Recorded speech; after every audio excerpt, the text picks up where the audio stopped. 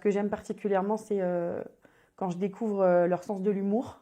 Parce que des fois, c'est bien caché, mais quand on leur donne les bons outils ou les bonnes opportunités, ben, on découvre qu'en fait, ils ont un super sens de l'humour.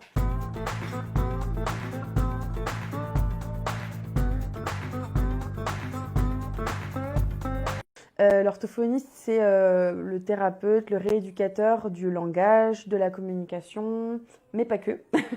Il y a aussi tout ce qui est en rapport avec l'oralité, donc tout ce qui est au niveau de la zone de la bouche, de l'alimentation, de la sensibilité, les troubles de la déglutition aussi.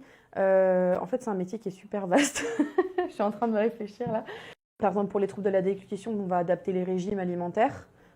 Et pour la communication, on va proposer du coup des outils de communication. Voilà, il y a diverses solutions qui existent. Et moi, du coup, mon travail, c'est d'essayer de synthétiser toutes les informations autour de la personne et de proposer du coup ce qui semble être le plus adapté comme solution. Essayer de les aider à exprimer leurs opinions, leurs envies, leurs besoins, chacun à leur niveau.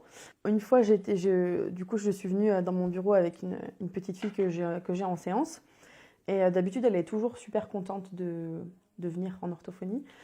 Et cette fois-ci, elle n'était pas contente et elle faisait un peu elle boudait un petit peu, elle criait, elle s'énervait, je ne comprenais pas trop pourquoi. En lui proposant son outil de communication, elle a réussi à me dire qu'elle n'était pas contente parce qu'on lui avait enlevé son déguisement d'Halloween et qu'elle avait un super déguisement d'Halloween et qu'elle avait très envie de le remettre. Et j'ai trouvé super chouette qu'elle puisse me l'exprimer et qu'on puisse remédier aussi à son problème en lui remettant son déguisement pour qu'elle soit contente. Et ça montre bien aussi que des fois, on n'imagine pas forcément tout ce qui peut se passer dans la tête des enfants et des jeunes qu'il y a ici.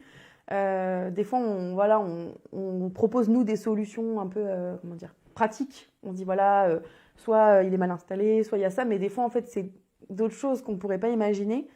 Et c'est tout l'intérêt de proposer des outils de communication pour pouvoir accéder à ces choses-là qui sont en fait les enfants, ils ont plein de choses à nous dire et plein de choses à nous partager et c'est ça qui est chouette.